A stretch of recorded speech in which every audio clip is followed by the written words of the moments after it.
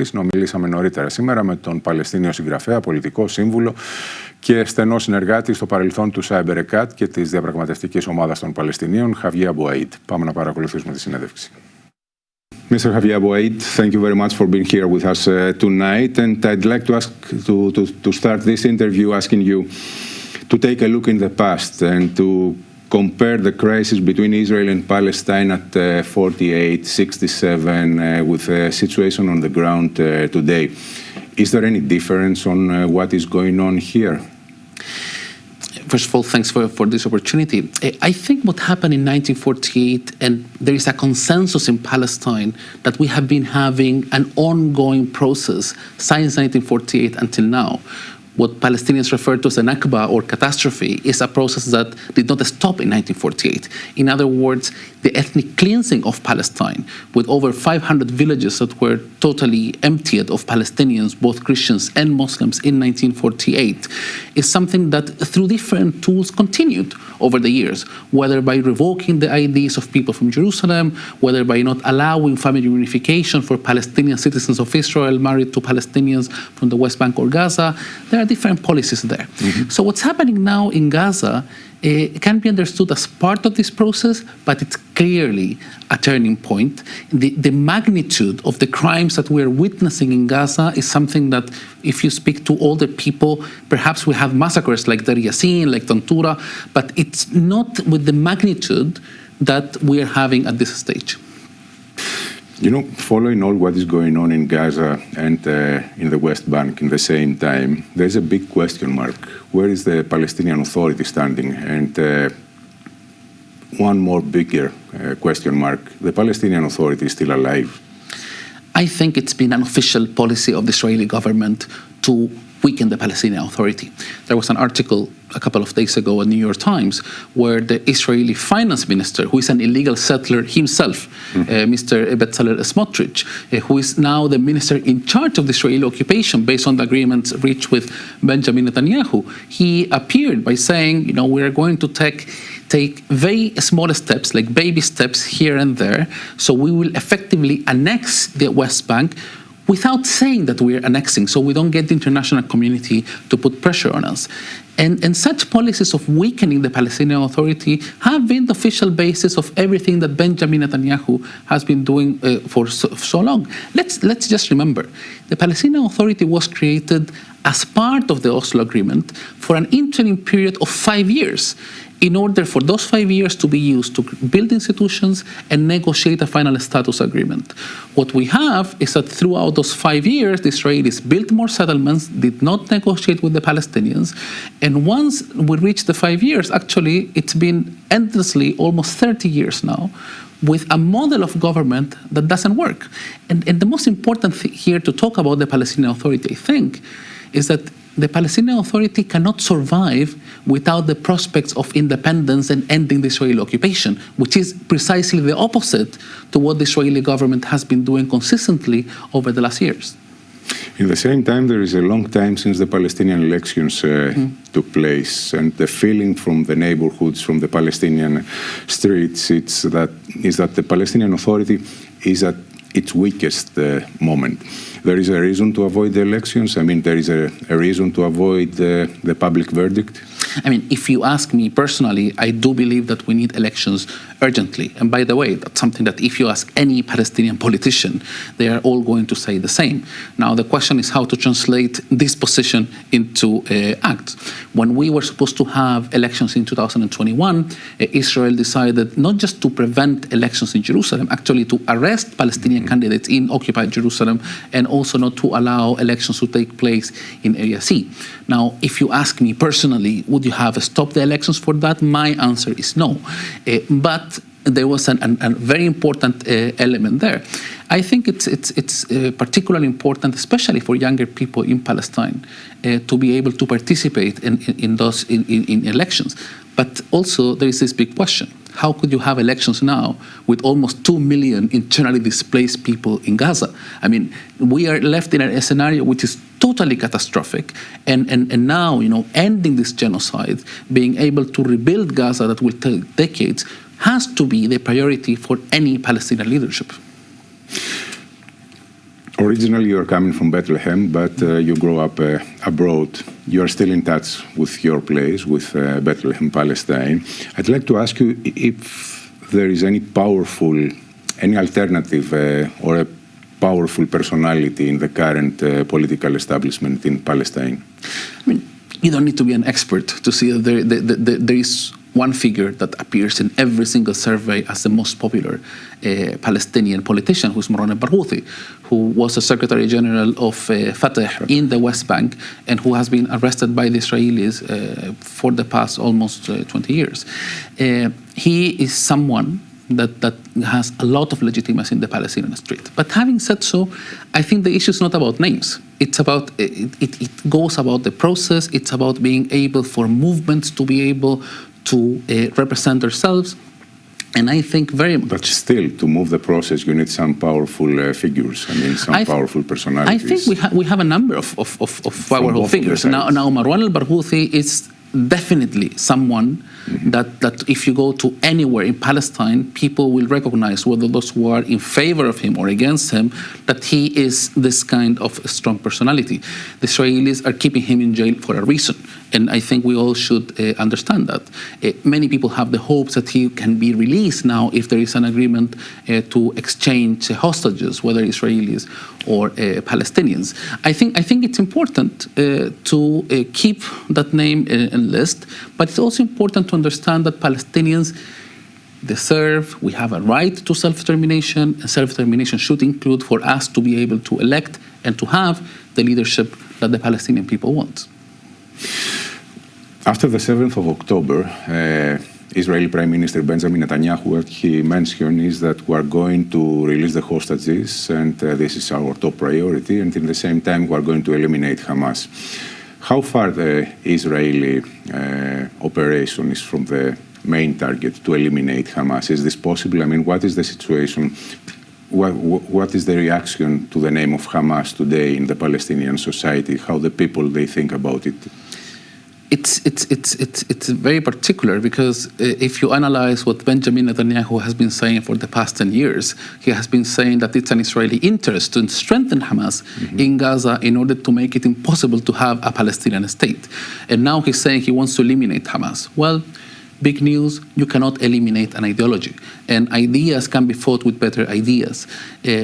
Benjamin Netanyahu, his government, and others in Israel, I mean, I don't think the problem is Netanyahu himself. You know, he has been able to make his thoughts against a Palestinian state totally mainstream in the Israeli street. Today, there are votes in the Israeli parliament with over 90% of Israeli parliamentarians voting against a recognition of the state of Palestine. This should not be left on the sides. But Hamas will remain there, not just because it's an ideology, but because they have been able to close the windows for any peace agreement with Palestine and actually even the rest of the region. I mean, go ask the rest of the region how they feel about Benjamin Netanyahu. How is it feeling now with Lebanon? How is it feeling now in Jordan? How is it feeling now in the border with Egypt, with threats to expel hundreds of thousands of Palestinians into Egypt?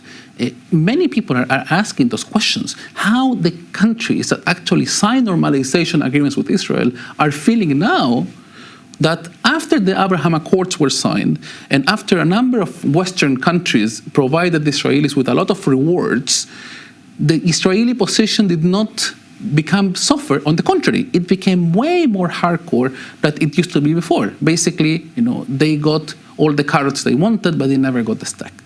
And I think from that perspective, the idea that Benjamin Netanyahu had of eliminating Hamas has way more to do with his PR obsession rather than something concrete. By the way, the spokesperson of the Israeli army said a few days ago that it is impossible to eliminate Hamas because you cannot eliminate ideas. And if you ask about the Israelis that are in Gaza, I think based on the actions of the Israeli government, clearly I don't think that they are the priority for Benjamin Netanyahu. It's his own political survival that Netanyahu is playing, not only in Gaza, but also in Lebanon and in the occupied West Bank. Hamas, Islamic Jihad, is a terror group or a part of the resistant movement, the Palestinian resistant movement. I mean, the Islamic groups, they are serving the Palestinian interest or they are harming the Palestinian interest?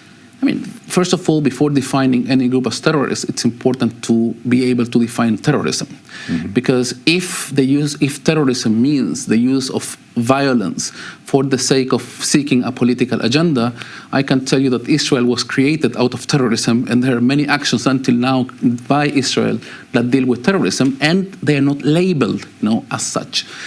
I would say that Hamas and Islamic Jihad and other movements are part of the Palestinian people, and they should be treated as such. Now, the question is how we can turn the current situation where we are into one that represents an opportunity to advance a solution that agrees with the rights of everyone and ends Israeli occupation. And you cannot definitely exclude anyone for that. They should become part of the solution.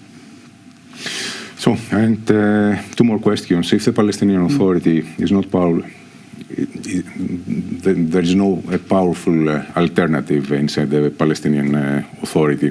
And in Israel, the majority of the public opinion, they are moving to more radical and far-right choices.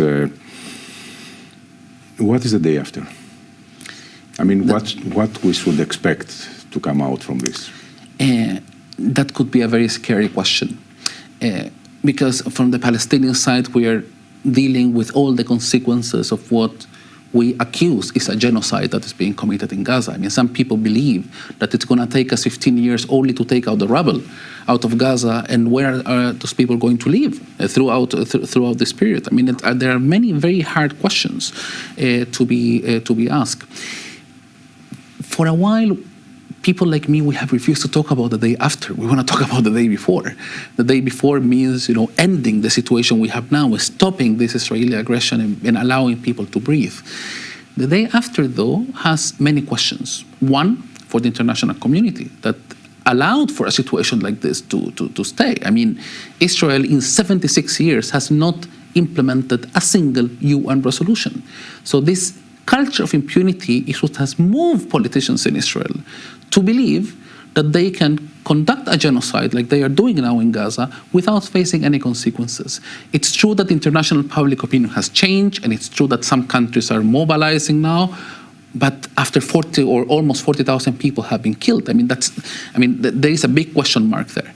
There is a big question mark for the Israelis, because the Israelis have also to make a strategic decision. What do they want? Are they going to continue, being blind, believing that we Palestinians are going to disappear? I mean, now, in all of historic Palestine, from the river to the sea, we are 200,000 Palestinians more than Israeli Jews. What are they going to do with us? Are they happy being an apartheid regime, according to Amnesty International and Human Rights Watch? Or are they going to end occupation and grant equal rights for all Palestinians, including the Palestinian citizens of the state of Israel that are over 20% of Israel's population?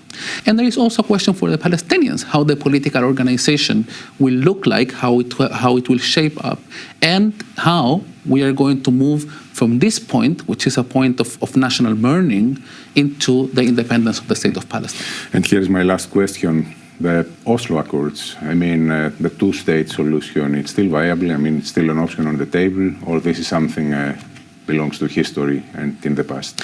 That's a very good question. I think the Oslo Agreement has been made obsolete by the Israelis. It wasn't the intention of Palestine to get rid of the Oslo Agreement. It was Israel that on every step has been violating the Oslo Agreement. I personally don't like to talk about the two-state solution for one simple reason. There is a state recognized in the United Nations that exists. It's called Israel. The question is how to end the occupation of the state of Palestine. I always prefer to talk about ending the occupation. Here it's a right question. Can the international community continue to mobilize in a case like Ukraine against annexation and allow Israel on the other side to conduct annexation without taking any actions? We know we have a case in the International Court of Justice, and we know the International Criminal Court is investigating, but we need action by states. And I think the main problem with saying, we have 700,000 settlers, it's impossible to get rid of them now, is to think what kind of precedent is international community presenting.